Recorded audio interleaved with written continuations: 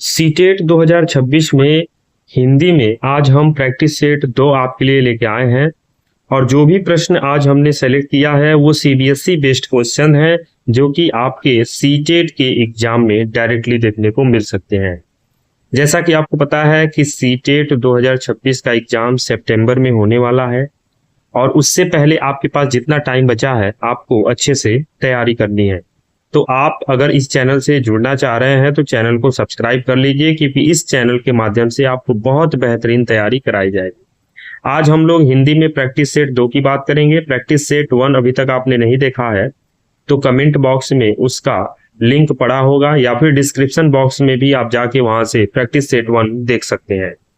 चलिए बिना देरी किए स्टार्ट करते हैं। आपसे बस निवेदन है कि वीडियो को बिना स्किप किए अंत तक जरूर देखिएगा। चलिए, प्रश्न संख्या 1 जो है आपके लिए है, भाषा सीखने में इनपुट परिकल्पना, इनपुट हाइपोथेसिस किस विद्वान से संबंधित है। यहां ध्यान दीजिएगा, जो इनपुट परिकल्पना है, इनपुट हाइपोथेसिस, ये किस विद्वान ने कहा है। क्या जीन पियाजे ने कहा है, लेव वाइगोत्स्की साहब ने कहा है, स्टीफन क्रैशन ने कहा है, या नोम चॉम्स्की ने कहा है। तो इनपुट परिकल्पना का जो जिक्र किया है वो स्टीफन क्रैशन ने किया है। इस प्रश्न का सही जवाब ऑप्शन नंबर सी हो जाएगा। अब देखिए, इनसे रिलेटेड क्या व्याख्या है कि क्रैशन के अनुसार भाषा सीखने के लिए बच्चे को उसकी वर्तमान क्षमता से थोड़ा उच्च स्तर I+1 का अर्थपूर्ण भाषा इनपुट मिलना चाहिए। चलिए अगले प्रश्न की बात करें। प्रश्न संख्या 2 आपके लिए है, कक्षा में भाषा की त्रुटियों के प्रति शिक्षक का सबसे उपयुक्त दृष्टिकोण क्या होना चाहिए। तुरंत दंड, तो दंड नहीं देना है क्योंकि ये निगेटिव वर्ड है। सभी त्रुटियों को अनदेखा, अनदेखा करना भी क्या है, एक निगेटिव वर्ड है। सकारात्मक प्रतिपुष्टि देकर सुधार का अवसर देना, ये अच्छी बात है, अवसर देना है बच्चे को। विद्यार्थी को कक्षा से बाहर, क्योंकि बाल केंद्रित शिक्षा है तो बालक की ही बात करेंगे ना, तो बालक को ही बाहर कर देंगे तो फिर किसे पढ़ाएंगे।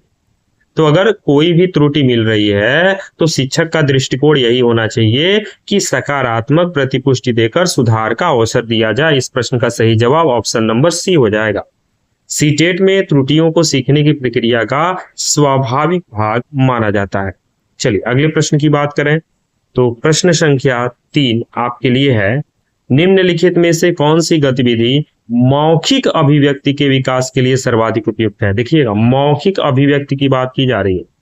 श्रुति लेख, यहाँ पर तो लेख आ गया, लिखने की बात हो रही है, तो ये प्रश्न तो प्रश्न का सही जवाब तो होगा नहीं। वाद विवाद, हाँ ये तो ठीक है, वाद विवाद मतलब हम तर्क वितर्क करेंगे। व्याकरण अभ्यास, अभ्यास करने जाएंगे तो हमको फिर से लेखन शैली का प्रयोग करना होगा, ये भी गलत है। शब्दार्थ, यहां भी लिखने की बात हो रही है, ये भी गलत। यानी इस प्रश्न का सटीक आंसर ऑप्शन नंबर बी वाद विवाद हो जाएगा। वाद विवाद विद्यार्थियों में तर्क, आत्मविश्वास और बोलने की दक्षता विकसित करता है। अगले प्रश्न की बात करें तो प्रश्न संख्या 4 आपके लिए है, भाषा शिक्षण में पूर्व ज्ञान, प्रियर नॉलेज का उपयोग क्यों किया जाता है। प्रियर नॉलेज जो है, या जिसे पूर्व ज्ञान कहते हैं, इसका उपयोग क्यों किया जाता है। समय व्यतीत करना, ये तो बिना मतलब का हो गया, निगेटिव तो साफ साफ दिख रहा है। नई जानकारी को पुराने अनुभव से जोड़ने के लिए, ठीक है ये सही बात है। केवल गृह कार्य, केवल निगेटिव वर्ड है। और परीक्षा ही सिर्फ लेंगे तो उससे आप मतलब पूर्व ज्ञान को कैसे जोड़ पाएंगे। तो इस प्रश्न का सही जवाब ऑप्शन नंबर बी हो जाएगा, नई जानकारी को पुराने अनुभवों से जोड़ने के लिए। इसकी व्याख्या देखिएगा, नया ज्ञान तभी स्थायी बनता है जब वह पूर्व अनुभवों से जुड़ता है। अगले प्रश्न की बात करें तो प्रश्न संख्या 5 आपके लिए है, भाषा एक सामाजिक प्रक्रिया है, यह विचार किस दृष्टिकोण से जुड़ा हुआ है। अगर ये सामाजिक प्रक्रिया है किससे जुड़ेगा, क्या ये व्यवहारवाद से जुड़ेगा। तो सामाजिक प्रक्रिया है तो सामाजिक से ही तो जुड़ेगा, सामाजिक सांस्कृतिक दृष्टिकोण, लेव वाइगोत्स्की साहब, याद कीजिए। इस प्रश्न का सही जवाब ऑप्शन नंबर बी हो जाएगा। देखिए व्याख्या में भी आ गए, वाइगोत्स्की के अनुसार भाषा सामाजिक अंतःक्रिया के माध्यम से विकसित होती है। चलिए अगले प्रश्न की बात करें तो प्रश्न संख्या 6 आपके लिए है, पढ़ते समय मुख्य विचार, मेन आइडिया पहचानने की क्षमता किससे संबंधित। यानी पढ़ते समय जो मुख्य विचार है इसको हमको पहचानने की क्षमता बताना है। क्या यह इसे व्याकरण कहेंगे या पठन बोध कहेंगे? लेखन, लिखने की बात नहीं हो रही है, पढ़ने की बात हो रही है। उच्चारण की बात, जब पढ़ना ही नहीं है तो उच्चारण कहाँ से आएगा? और व्याकरण में दोनों आता है। तो इस प्रश्न का सटीक जवाब हो जाएगा ऑप्शन नंबर बी, पठन बोध। जब करेंगे ना तभी आपके पास मुख्य विचार को पहचानने की क्षमता विकसित होगी। मुख्य विचार पहचानना पठन बोध का एक महत्वपूर्ण भाग है। अगले प्रश्न की बात करें तो प्रश्न संख्या 7 आपके लिए है, निम्न में से कौन सा प्रश्न उच्च स्तरीय चिंतन, जिसे शॉर्ट में HOTS कहते हैं, किसका उदाहरण है? कविता का शीर्षक लिखिए, लेखक का नाम बताइए, यदि कहानी का अंत बदलना है तो आप क्या लिखेंगे? आप क्या लिखेंगे? कठिन शब्दों के अर्थ। इस प्रश्न का सही जवाब ऑप्शन नंबर सी हो जाएगा, यदि कहानी का अंत बदलना हो तो आप क्या लिखेंगे? HOTS प्रश्न विश्लेषण, मूल्यांकन और सृजनात्मकता पर आधारित होते हैं। अगले प्रश्न की बात करें तो प्रश्न संख्या 8 आपके लिए है, भाषा शिक्षण में भूमिका अभिनय, रोल प्ले का मुख्य उद्देश्य क्या होता है? यानी जो भूमिका का अभिनय होता है, रोल प्ले किया जाता है, उसका मुख्य उद्देश्य क्या होता है? क्या अनुशासन बनाए रखना? हम अनुशासन क्यों बनाएंगे? पहली बात, संप्रेषण कौशल विकसित तो करेंगे, ठीक है, क्योंकि उद्देश्य क्या करना है? रोल गृह कार्य क्यों पूरा करेंगे? और मनोरंजन तो केवल निगेटिव वर्ड है। तो इस प्रश्न का सही जवाब ऑप्शन नंबर बी हो जाएगा, संप्रेषण कौशल विकसित करना। रोल प्ले से भाषा का वास्तविक जीवन में प्रयोग करने का अवसर मिलता है। अगले प्रश्न की बात करें तो प्रश्न संख्या 9 आपके लिए है कि सतत एवं व्यापक मूल्यांकन, जिसे हम CCE कहते हैं, में सबसे अधिक महत्व किसे दिया जाता है? केवल वार्षिक परीक्षा केवल निगेटिव वर्ड है, केवल लिखित परीक्षा केवल निगेटिव वर्ड है, निरंतर मूल्यांकन एवं समग्र विकास, ये सही जवाब है ऑप्शन नंबर सी। और डी तो आपका केवल फिर निगेटिव वर्ड। तो निरंतर मूल्यांकन एवं समग्र विकास, यानी CCE का उद्देश्य विद्यार्थी के समग्र विकास का सतत मूल्यांकन करना है। अगले प्रश्न की बात करें तो प्रश्न संख्या 10 आपके लिए है, भाषा की पाठ्य पुस्तक का सबसे महत्वपूर्ण उद्देश्य क्या माना जाता है? प्रश्न को रटवा दिया जाए, गलत बात है, निगेटिव वर्ड। केवल परीक्षा की तैयारी, निगेटिव वर्ड। भाषा अनुभवों को समृद्ध बनाना, ठीक है। केवल व्याकरण, तो केवल निगेटिव वर्ड। इस प्रश्न का सही जवाब ऑप्शन नंबर सी हो जाएगा, भाषा अनुभवों को समृद्धि बनाना। यानी इसकी व्याख्या में देखेंगे तो पाठ्य पुस्तक भाषा सीखने के विविध अवसर उपलब्ध कराती है। अगले प्रश्न की बात करें तो प्रश्न संख्या 11 आपके लिए है, सुनना, लिसनिंग भाषा सीखने में क्यों महत्वपूर्ण है? केवल परीक्षा के दृष्टिकोण से? बिल्कुल नहीं, यह बोलने और समझने की क्षमता का एक आधार होता है, ठीक है।